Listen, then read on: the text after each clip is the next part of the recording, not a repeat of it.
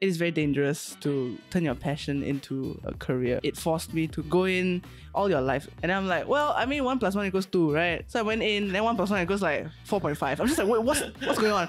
Like, all these extra things, you know?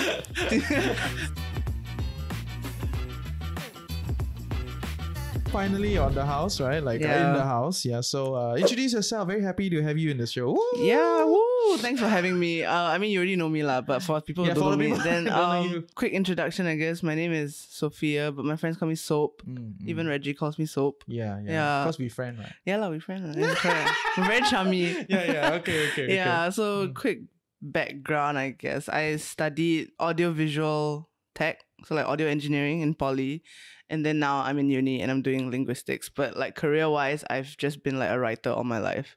Just writing different things all over the place. So yes. Anything else you want to know about me? No, I think people need to know that you're the voice behind Keep It Simple. Oh yes. Oh yeah, right. Yeah. Sorry, that's why I'm here actually. Like, sorry, I was just about to be like PSLE. I got 2 and 4 O levels. Control yourself. Right. So Sope is the voice behind Keep It Simple, correct, and she writes for TSS in the past. Used to, yes. The Simple Sound. Yes, the podcast was like a labor of love for me. Yes. Yeah, that's why now the quality not so. What don't you have? Cannot say like that. No. Nar. Not allowed. Cancel. Yes, no. Tell us how do you build Keep It Simple? Yeah. It was really just a suggestion that I made. Like I just had an intrusive thought at work, and I was just like. Very intrusive. You know, it was incredibly intrusive. It changed my whole workflow and my role. So I was just, like just doing. So originally I just wrote the articles, did the copy and whatever. And then one day I was like, oh, well, I think it would be really fun if we had a podcast just talking about how we're also not that great at finance. So so I just kind of pitched it to my boss. At that time, she was also thinking about a podcast. So when I said it, I was like, wouldn't it be funny if we had like a podcast? And she was like, do it. I was like, huh?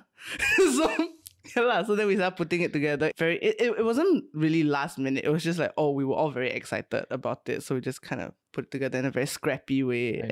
I liked it. I liked it too. It was so scrappy that you can hear it in the audio quality in season 1. but I really loved season 1. It was like the first thing we ever did like that. And I was just like, what's so fun about season 1? Like, who's the best guest? What's the most memorable? Oh, the thing about season 1 was that we didn't have any guests.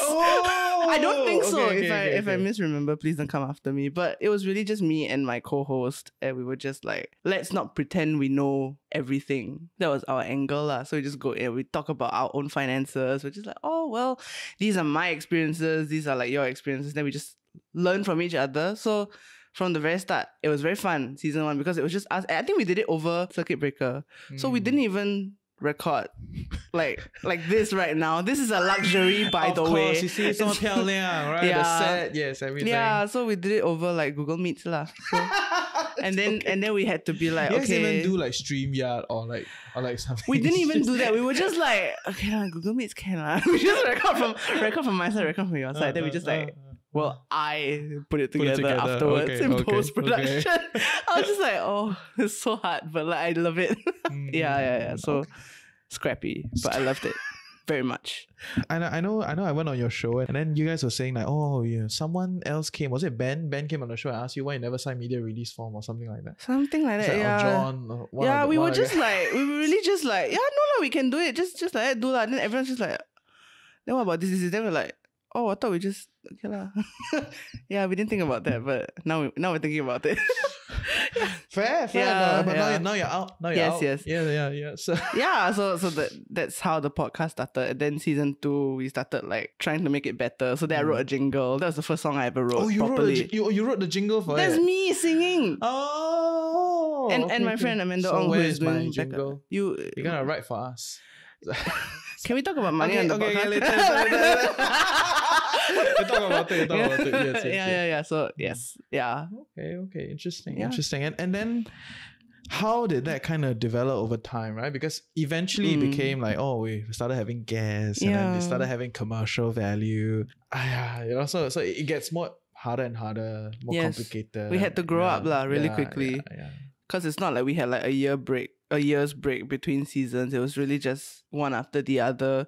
So we had to just constantly keep planning as we were recording the previous episode. We just like, oh yeah, time to like start thinking about what we want to talk about next season. You know, so basic things, I guess. I think you already know lah. Like, you know, maybe you have a theme or you have guests in mind because you have like questions. We start always from a point of like curiosity from ourselves. So like things that I don't know about, I'm like, I would love to talk to an expert about this, you know? So then that's how we just slowly started reaching out and put together the show. Thank you. Yes. But you have since left. Yes. Right? You have since left, and ultimate question is why do you leave? You know, what pushed you away, or what pulled you elsewhere? You know, what was the ideas behind? Because I thought it was great, you know. Yeah. And then after you leave, then left us, you know, like we're the only longest running show at this point in time. Yeah lah. I mean, I didn't want to. I wasn't planning to leave, but a job opportunity came up, and it was like a very violent pull. Because I saw the posting, I was like, what? Well, I guess I need to like rethink my whole life now. Like, no, I was really, to be honest, I was very settled in my previous job. But then I thought you were very settled too. I was like, I can see myself doing this for a long time. And just as I thought that, then the new opportunity arose, and I was just like, oh man. So that was really the main reason. If it had been like any other sort of job posting, like the same like copywriting or branding, I wouldn't have gone, because why would I go to something that's like the same thing? So it was actually in a whole new industry, gaming. Whoa. Okay, yeah. So why gaming? How do you ended up there? Well, I mean, so basically, I've always wanted to do. Wait, so basically, it's nothing to do with TSS, right? No, nothing at all. Seriously, it was it was really the email. It was really just the pull factor was way too strong because games, and it's because I've always wanted to like get into games development. And actually, I think about 5 to 6 years ago, before I joined TSS, like maybe a year before that, I was auditioning. I was interviewing for a lot of jobs, and one of them was a game studio, and I was quite young back then, but I didn't really have a portfolio, but I still got an interview anyway. So I thought it was like amazing. And unfortunately, that job didn't come through because of salary reasons. So I was just like, oh, well, it's okay. How much did they pay? Oh, not much. I can't even remember. I don't even know if they're still, like, if that studio is still open. Yeah. So it's all a pack of lies, right? If you love playing games, you will love creating games. Yeah, or something that like whole passion thing we'll talk about later, I think. Okay. So in a nutshell, I've always played games, right? Since I was a kid, and I love writing creatively. That's like my first love: poetry, prose, anything.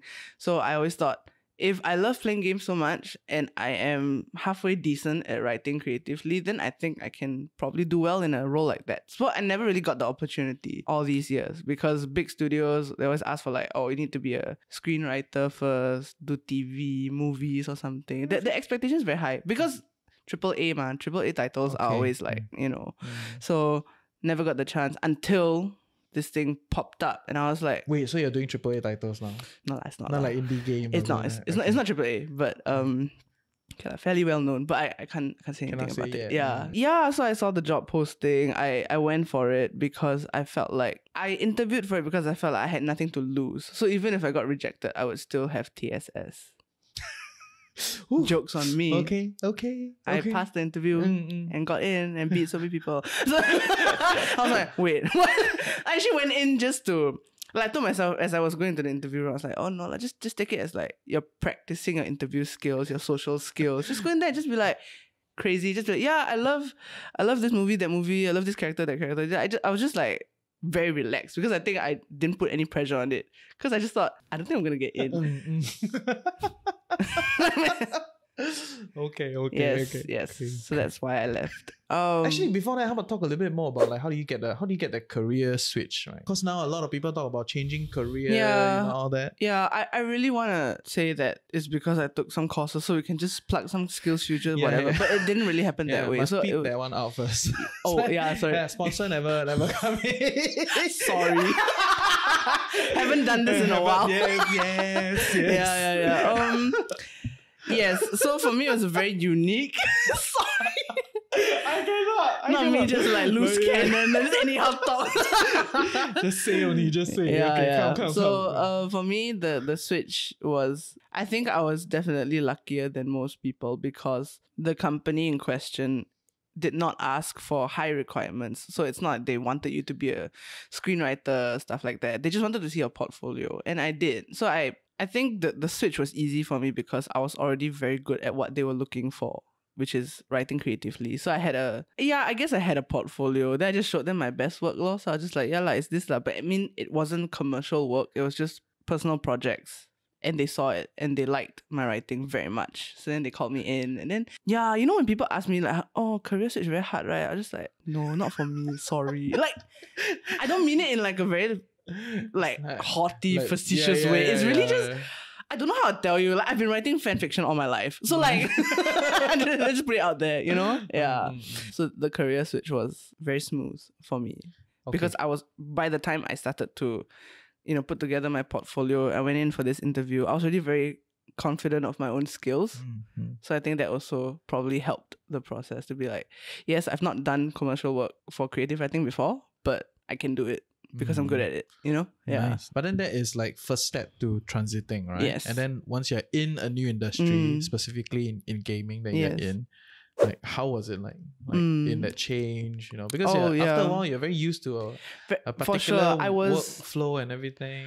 I was spoiled at TSS. Everybody was just very nice and the workflow was very smooth, and you were very clear about like the pipeline, what it's like, what you have to do, what are your expectations and deliverables. I think for games it's very chaotic, and I think a lot of people know this. If it's not like stories from like America pouring out about like sexual harassment and stuff, or then it's about bosses with big egos making things very hard or just very chaotic lah. So, games development, some games over the years, they keep pushing back their launch date. So it's really chaotic. Everything is always in flux, even though everybody wishes it wasn't, So I had to learn really quickly, I think. My first day felt like I was thrown into the deep end.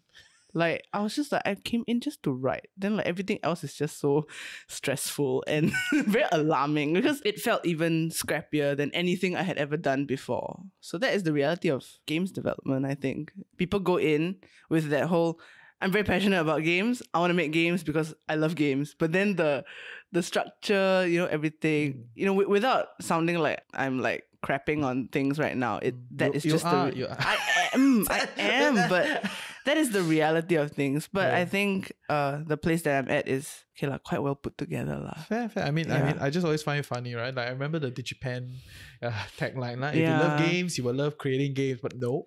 I think they've always emphasized your love for a thing. Like, in this case, it's games, but I don't know. I've never been to DigiPen, so I don't know if they prepare you adequately for what it's going to be like. But yeah, I had to learn a lot of things. I had to be very on the ball, incredibly proactive, and it gave me a lot of anxiety, I think. And very quickly into this new job, I realized that it is very dangerous to turn your passion into a career. Oh, please share. Yeah, I think it's because it gave me some... I don't think it's a complex. I just think that it forced me to confront like who I was as a writer, because you go in all your life. So all my life I've played video games. I'm good at writing, good at games, and I'm like, well, I mean, 1 + 1 = 2, right? So I went in, then 1 + 1 = like 4.5. I'm just like, wait, what's going on?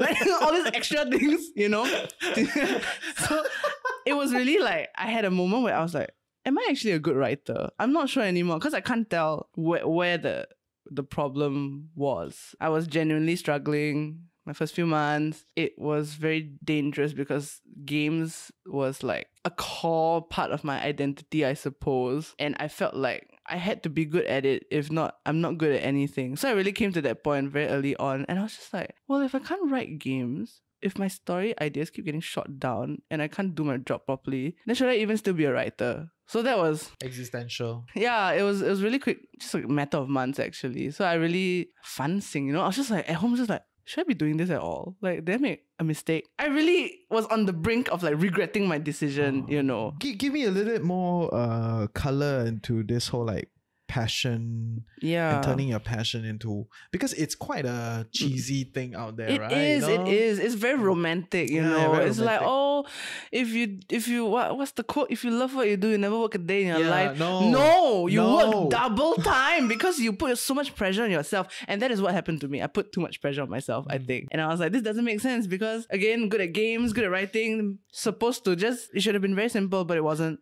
And there was a lot of like, self-image issues. Like my self-concept as a writer was like shaken very deeply. I was just like, oh man, maybe I just shouldn't ever do this ever again, So what do you do I didn't want to quit. Obviously, I'm still there, so I haven't quit. But I really forced myself to try and be gentler with myself. I tried to just kind of reason with myself. This is all like a product of my therapy for over the last 2 years. Tell me more. So first I had to try and separate myself from the gamer and so the writer. Like, this is really just a job. So that was the start of me realizing that there's no such thing as a dream job, and that's fine. So I started to just treat this very objectively, not take it too personally, because like I've never done this before. I've never written anything like this before. Like, yeah, fan fiction, but it's not the same thing. It's not the same at all. Now you're trying to create the fans. Yeah. I think that helped a lot, but it definitely took quite a number of months to get used to it. Because every time something like went wrong or, an idea didn't go through, I had to really like collect myself and be like, this doesn't mean you're a bad writer. It just means you've never done this before. Playing games is not the same thing as writing games. It's not the same. Yeah. So a lot of self-talk consistently, like every day. Then eventually I just realized that if I keep seeing this as a dream job, because all my friends, when they heard about the career switch, they were like, oh my God, it's perfect for you. And I was like, at first it felt really nice to hear. Then after that, I was like, stop saying that. It's not actually perfect for me. It was really turning into a bit of a nightmare, actually. Oh my goodness. Because of all the pressure that I was putting on myself and on this job. So I had to release the pressure somehow, right? So that took a while. But and you released it by reframing your thoughts around a dream job. Yes, and it is much healthier to accept that there is no dream job. I don't want to make anything my dream job. It's just a job. What is a dream job, or what was a dream job? Like how do you kind of look at it previously, and like what has changed? To me, the idea of a dream job was really just something that I could slip into very easily. So, I've been writing all my life. So that was, to me, like, I'm naturally good at this. And if I do this for a living, then everything will be very easy. I'll be very happy working. It's just very, like, fluffy and, like, romantic and like, oh, if you find the one, everything will be fine. No, there's so many things to like work through. If I use the analogy of living with a person that you think is the one, then there's so many other things. It's not just like, oh, I love you too. It's just like, what about your habits in the toilet? They squeeze from the middle of the tube and you squeeze from the end. Like, what if that bothers you? So do you squeeze in the middle or the end? In the middle, I'm quite chaotic. The more you know, I guess.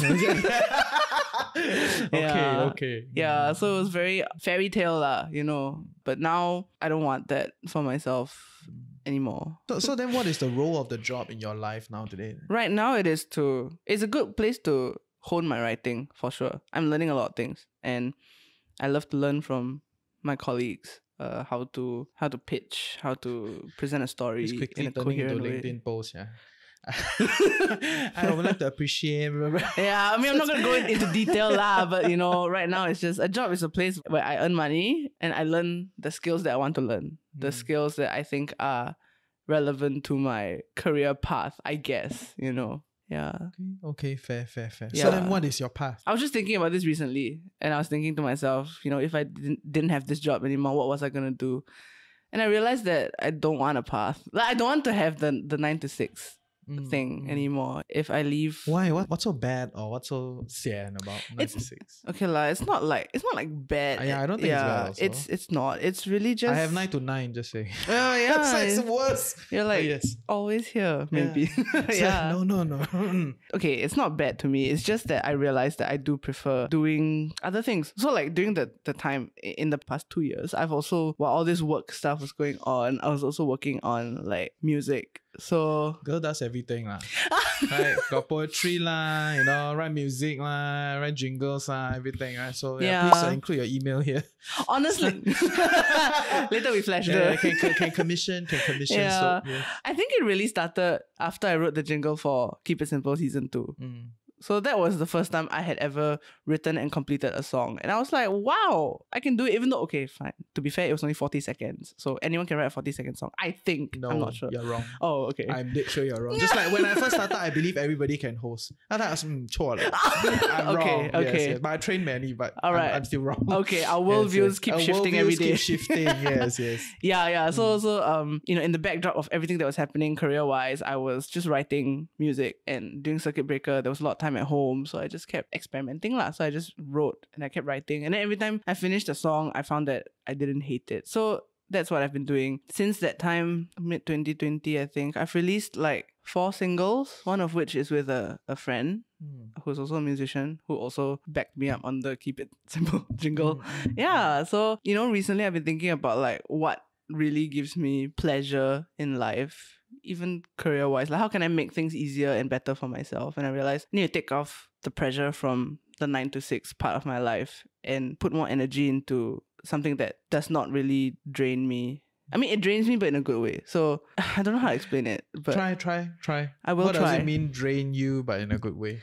Like, I feel very fully engaged with the work of, in this case, songwriting, because I started doing it as a way to express my feelings or to make sense of a situation, and I didn't want to talk to anyone about it. So I was just like, I just go write about it. So it was very therapeutic lah, I guess, you know. And I found that even though it did tire me out, it was something that I was constantly thinking about. I don't constantly think about my job. I don't think I ever thought about TSS like every single day, every hour. But in the back of my mind, even right now in this podcast, I'm thinking about my EP that's coming out this month. Yeah. So when I was thinking about my career path, I was like, you know what? The best thing for me is if I am allowed to just create music and somehow live off of that lah. But that's a tall order. It's very hard. Then that becomes a job. It will become a job. And you know what? Maybe the cycle will repeat. Maybe I will end up hating it, resenting it again. Yeah. Then you start dancing. Correct, then I just start doing everything. Pick up juggling, fire dancing, join the circus, just try everything, you know. Yeah, then that'll be your next valve. Your next correct. Loose. I'm very hesitant to call, you know, being a musician a dream job as well for this very reason lah, you know. Yeah. Are you annoyed that I never cue you about the EP? Huh? No lah, I'm not annoyed. I only found out today. Yeah, like today, 30 minutes ago or something. Yeah, a few minutes ago when we came in the studio, that girl is releasing an EP, right? Yeah. So tell our audience, you know, what is this EP about? You know, how can they support you in that sense? Oh, but don't make you too wealthy if not becomes a job, right? No lah, I mean, this is a complicated thing to think about. Like, I would love to live off my music, you know. Okay, tell us the music. Yes. So the song, the EP, it's 4 tracks. It's all about exploring, I think, the idea of love. I mean, I think that's what people typically write about, but also exploring the feeling of like grief, or like capturing a whole relationship for what it is and not what you want people to believe. So when I say that, I'm thinking about people like Taylor Swift, or, you know, whoever. I think Taylor is the best example, because she writes all her songs about love and relationships, but it's always like, this person hurt me, that's it. You know, it's very not really one-dimensional, but it's just very clear-cut that she's the victim in every song almost. I love her though. No, don't. You're gonna get cancelled. Yeah. The stands are gonna come and attack you. No, as in like, attack her. Share this video. Yeah, sure, you can attack me if you want. Whatever. I'm no one. Like, what? No, but I do respect her craft, because that is what she wants to do with the narrative. So it's about storytelling, you know, and that's fine. But for me, I wanted to kind of like look at all possible angles of this story and just give like a very honest, like, you know, this is what it is. This is how it made me feel at this point. And it's not all bad, it's not all good, but, you know, it is what it is. And so the EP is about all those experiences lah. I mean, it's only 4 tracks lah. So it's just a prelude to the album next year, which is much longer. How much are you gonna spend on this thing? Too much, but it's fine. Yeah. How much? I seriously think the album will probably go into like 5 figures, probably. Wow. Yeah. Okay. Yeah. So I have to do a lot of like very careful like planning. I need to pace out the production also because I can't produce everything all at once. If not, I'm just gonna be like broke. So much for TSS.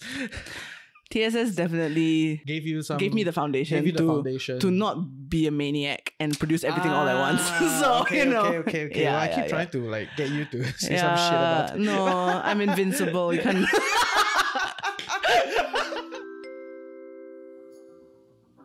Hey, welcome to the Financial Coconut Podcast Network. I'm your host, Reggie, aka your Chief Financial Coconut. And if you're loving what we're creating here, like, share, subscribe, share with your loved ones, comment in the comment section below. And yeah, we'll see you for great content on Chills with TFC.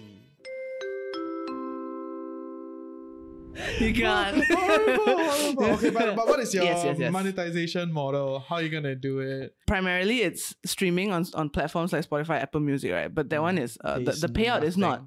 Unless 1 million people suddenly started listening to me today, then yeah, maybe got chance lah of just depending on the platforms. But because that's not possible, I don't really have that many listeners as well.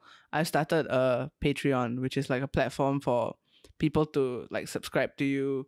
There are different tiers, so they don't have to pay like the maximum amount. It's just to create like an alternative revenue stream, I guess. It is enough, I guess, right now. I'm very thankful because I already have like 5 patrons, I think. All of whom are my friends, but I'm still very grateful. And so I thought that would be a good way to kind of like mitigate the financial loss that I will be experiencing in 2023. For the album. Everybody afraid the financial loss is going to come from the markets, but for you, it's no. It's already here. We're going to throw it in. Gonna put up Patreon link here. I mean, if you guys like the songs lah, if you don't like the song, then please, you don't have to, you know?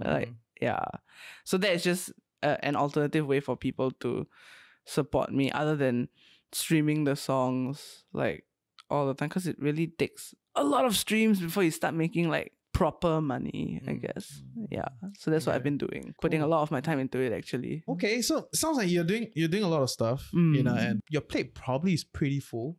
Yeah. Right. So having graduated from, you know, a financial media company, what are some things that you still then hold close to despite all this? Like, wow, you got so many things to do. Because some people like they hold a full-time job and then every other minute is investing, you know, or something. And also so there's a lot of finance element in their life. Doesn't sound like there's a lot in your life. So what are some things that you still then hold close to? The first one is definitely save before you spend. That is always something that I do every month without fail because at this point I can't afford to not save. If I go broke, then that's it. You know, like shop and save, right? Yeah. But actually, you must save first, then you can shop. Yeah. So you know, as enthusiastic as I am about like music, buying new equipment, or paying people to produce my songs, I need to save first before everything else. Yeah. So that's the number one thing, and it's very important to do your budgeting very, very carefully. Yeah. So the typical budgeting method, the 50-30-20, that was one of the first few things I learned at TSS also that I still do. So it's super basic stuff, but I think it... No, please. Yeah. Because sometimes I feel like I'm very arbitrary.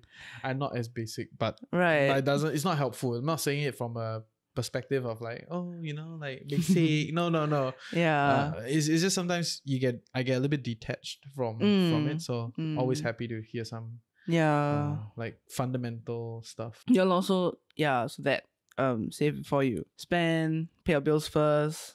50-30-20. Don't really have a lot of energy, right? It's just like so basic. You know, but it's really, it sounds like you know, like I know this already, but it's really, that is the foundation. And if I don't have that foundation, then I can't do what I want to do. Yeah, so that's very important to me. And I think I've also learned, or like all this time, I've probably like picked up the habit of being more proactive in like saying no. If like my finances are like, if they cannot take it, then I have to like say something. I can't just keep going along with my friends when they want to do things. And I'm just like, So that, I guess. Like, Just give having us boundaries with your money. give us one reason, a story. But I love that having boundaries with money. I think that's important. Yeah. The most recent one is, I think, as recently as like 2 days ago, actually. She texted me and she was like, oh, I want to go to Bangkok next weekend for like a film festival thing. Because there's a film that's being shown there that is not allowed in Singapore. And I was like, oh, okay. It sounds very interesting. And I was very like, then she was like, yeah, but the flight tickets are going to be like a bit pricier and stuff. And then I was like, well, Bangkok is cheap. I thought that first. Then I was like, wait, I shouldn't be thinking this way. Then I looked at my finances. Then I thought about what I wanted to do in like the next few months. Then I was like, cannot lah. Yeah. So then I told her, I was like, to be honest, I am broke.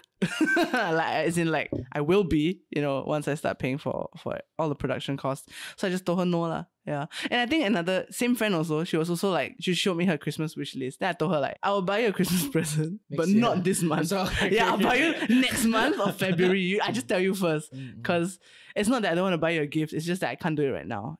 Last time I would feel bad for even like saying it. But now I'm just like, no lah, these are my boundaries lah. I really cannot. Do you want me to go broke for your Christmas present? Oh, now you turn around and emotionally pressure. No, I never said that. It was in my mind, but I didn't say it. But yeah, I like that because I do think a big part of spending, or like how do you choose what to do, what to spend on, it is influenced by the people around you. Yeah. Right. And sometimes like it's also quite fun, a bunch of people do together, like chill together. It's like, sometimes doing in a group is great, right? But doing in a group sometimes it's also hard to then negotiate what's the price point to go at, what is comfortable. So having the ability to then say, hey, sorry, this one too pricey. I cannot. I think that's great. I think you've shared enough. A lot of interesting things.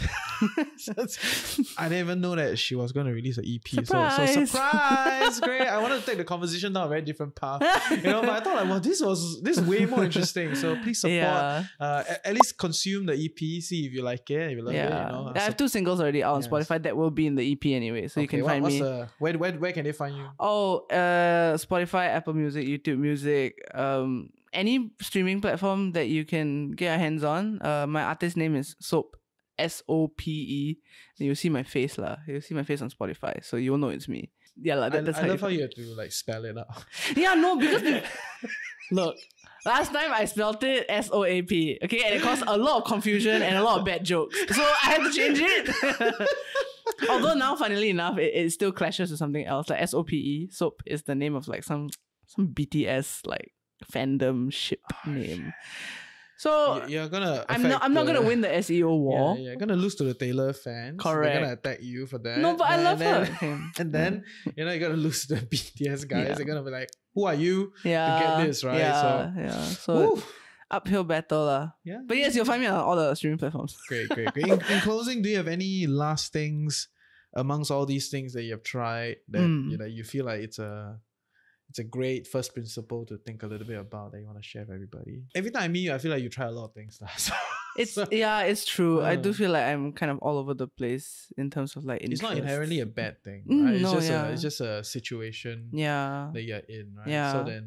But then how does that then inform how you decide on things going forward? I think the one thing that I've taken away from like the past year or past 2 years is that always listen to your gut. Well, that's for me lah. I should always listen to my gut, because there are certain things that give me a lot of pleasure, and there are other things that give me like just an okay amount of pleasure, and I need to remove the okay.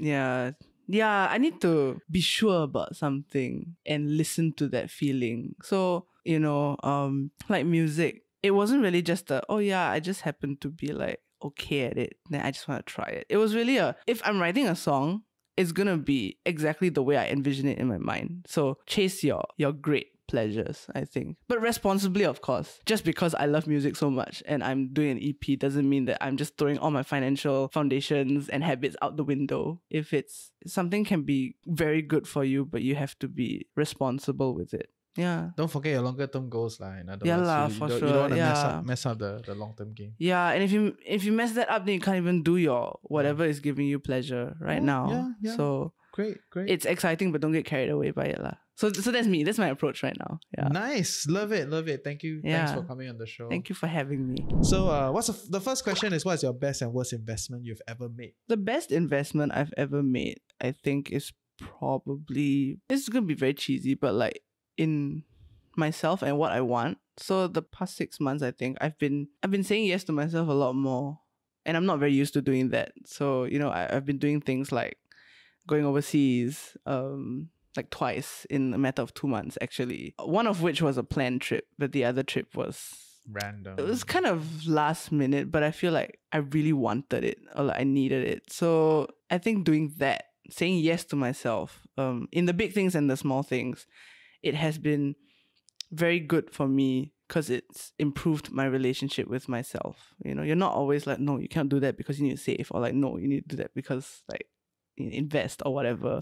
It's very, instead of like a very overbearing parent constantly like grabbing your wrist and you're like, no, you can't do that. Now the relationship is more like, okay, well, if it really gives you pleasure, then just go for it. And I think it has changed my, not changed my personality, you know, I'm still the same person, but it's just, I'm much more relaxed now. You know, like I know how to indulge when I can, and I think it's made me a much happier person. Yeah, but of course, you know, save before you spend. So okay, yeah, worst investment. I feel like the worst investment I ever made was like this purchase. It was not an impulse purchase. I have wanted a new keyboard. I had wanted a new keyboard for a while. I went on Shopee or whatever. Which keyboard? Like it's gaming, like or like, it's like those clickety clackety ones lah. Then I was just like, oh, it looks quite nice. Then the color scheme not bad. I was just like, okay. So, but I didn't realize that I should have probably looked at like the reviews first or something, or even, you know, go to those physical stores in Singapore and then just try it for yourself. Just bought it. I just bought it. I was like, oh, okay, like it's right there. Horrible. It looked like the real thing. I'm not even sure to this day if it was the real thing, but it worked for like 2 days. Then on the third day, it died. I was just like, I spent like 3 figures on this. I spent a lot of money on this, you know, so that was my bad lah.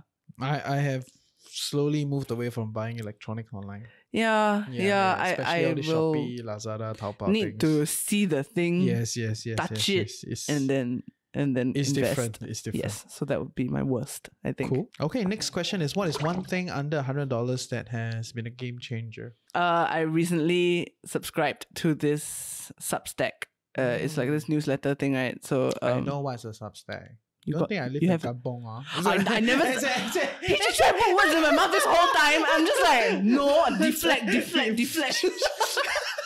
Character assassination. No, so Substack, I subscribe to this psychologist's newsletter. Wow. Yeah, her name is Jessica Dorr, and I think she does like tarot as well as psychology stuff. She's a social worker, I think. So for the last 2 to 3 years, I've been just reading her free content. Then recently, in the last 2 months, I made the decision to just like subscribe. It's just $5 USD a month. So I decided to put money into that to gain access to like all her. She writes very frequently, every week or every day actually. Yeah. So I made the investment and I started reading her everything, and it's really helped a lot. She's very good at what she does. So it's kind of like it supplements like my own self-care therapy, and then I have the newsletter to like lean on when I'm like not doing anything in particular, you know. So it's a very good investment because it teaches me a lot of how to be human lah, I guess. Jessica Dorr, D-O-R-E. Her specialty is weaving in storytelling, folklore, legends, myths into psychology. It's very insightful. Okay, one last question. Other than Jessica Dorr, what is one place you learned that you think is underrated? Can be book, website, YouTube, podcast, whatever. I think Twitter is a very good place to learn, even though it's very chaotic right now on Twitter. Like your career. If you can sift through all the crap and the noise, there's actually a lot of people on there who know what they're talking about. Yes. You know, Yeah. In particular, one local Twitter user comes to mind. His name is Visa, and he posts a lot of, I don't know how to describe his content. It's just very like productivity, hacking, or very insightful content that he produces. It's not even specifically to like pitch a product or anything. He's just sharing his thoughts on how he is calibrating his own existence. Nice. And what's the handle? Visa Kan V, so VISAKANV. So that's him. Yeah, and follow him for a while. I learned a lot. just by reading his tweets, and he tweets a lot, so a lot of good content. But yeah, I think Twitter is a very good place to pick up things. You just need to know where to look. I think cannot just listen to anyone on That's Twitter. also some I'm scared. stuff there. Yeah, so people think of Twitter as a very chaotic place, but underneath all of that, there's some gems. Nice. Thank you. Thanks for coming on the show. Love Thank it. you for Love having it. me. Woo! Finally. Yeah. Finally.